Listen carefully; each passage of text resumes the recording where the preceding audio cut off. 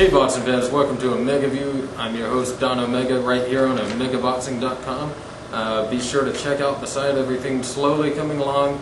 It's like watching a construction site in progress. We're going through phases, getting there, getting everything looking right.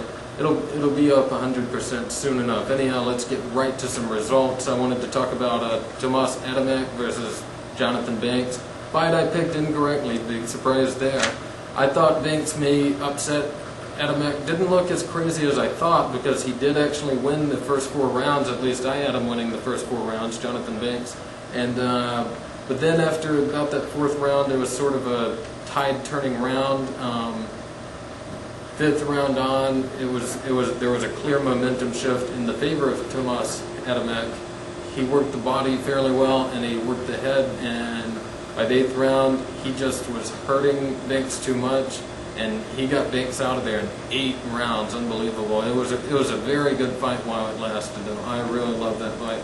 Good fight while it lasted. I would really love to see, I know it probably can't happen, but I would really love to see James Toney versus Tomas Adamek at cruiserweight. That would be a fight. Oh man, that would be a good fight if that could happen. There's other fights there for Adamek. David Hay would have been a good fight there. We'll have to see what else is there for it. Maybe Adamek can fight Troy Ross or something, or maybe he can move on up to heavyweight. He's talked about that. It'd be a welcome move, I think, because he's better than a lot of the guys at heavyweight right now. Anyhow, also Giovanni Lorenzo got a 2nd round knockout over Miranda. It was Dionisio Miranda. And Lorenzo, 1st round, nothing much happened. 2nd round, 10 count KO, knockout. Miranda threw a punch, Lorenzo threw one right back, and bam, he put him out, laid him out cold, and 10 count. It was a 10 count. The referee counted 10. That's how bad it was. We don't see that often in boxing. It's usually a TKO. So very impressive for Giovanni Lorenzo. Still trying to bounce back after his loss to Raul Marquez. Anyhow, Glenn Johnson also fought same night. Glenn Johnson fought on Friday Night Fights with a very impressive 10-round unanimous decision over Daniel Judah. It was Daniel Judah's first time fighting in about a year. It was his 2nd time fighting in a couple years. He's been very inactive, but this was a rematch, and Glenn Johnson did what you expected him to, which was come out and beat Daniel Judah. He actually had Judah hurt, and I personally thought that the corner could have stopped the fight because Judah was losing so badly and he was showing nothing, that the corner should have stopped the fight probably before it got to the 10th round.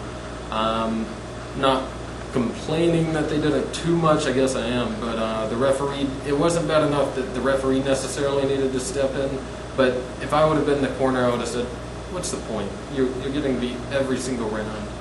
Glenn Johnson's too tough of a guy that you're going to come back and knock him out, especially Daniel Judah, who isn't a power puncher anyhow. Anyhow, we'll see what happens for Glenn Johnson based on that. Also, next night, Rocky Juarez got a draw with Chris John. I did not quite agree with that decision. I actually scored the fight for Chris John, who turns out looks like a pretty exciting fighter. He throws fast, he throws a lot of punches, and it makes you wonder if that Juan Manuel Marquez fight really was, maybe Chris John really did actually win that. Who knows? Didn't see it. What can you say? We need that fight here. What can you say? Anyhow, also, I had the fight 115, 113 for Chris John. So, yeah, it was close. I did give Juarez the benefit of the doubt for every single round that I could give him that was close. I gave to him, and I thought Chris John clearly won. But the draw was okay. You know, it was in Houston. What'd you expect? Anyhow, Juan Manuel Marquez knocks out Juan Diaz in 9 rounds. I told you it wasn't going to be super competitive. Now, it was more competitive. I was wrong on that. It was more competitive than I thought, but Marquez still ultimately, in my view, the way I scored the rounds, did dominate Juan Diaz over rounds scored, but I had Diaz winning the first 2 rounds and I had Marquez winning the next 6 going into the 9th round. I thought Marquez was just a lot sharper with his punches overall.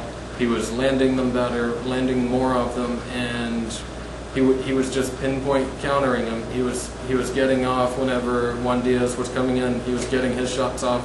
He was definitely hitting the more effective shots, and that's why I had him winning 6 rounds to 2 going into that 9th round. Yet Diaz, man, what a fight though. Those guys just came out at each other. Fight of the year right there. That is fight of the year. If there's a fight better than that this year, thank God, you know. Fantastic fight. They just came out right away from opening bell, came out swinging at each other, non-stop action the entire way up until the stoppage. Marquez put Diaz down in the 8th round. Then Diaz was able to get up, but in the 9th round it was too much for him. He just succumbed to Juan Manuel Marquez's pressure. Marquez broke him down beautifully, looked great doing it, and now it looks like Marquez will be moving up to 140 more than likely because he keeps wanting to call Pacquiao. And there might even be a fight with Nate Campbell, which I'd absolutely welcome. Or maybe I'd even welcome the winner of Kendall Holt versus Timothy Bradley, which we'll get to later.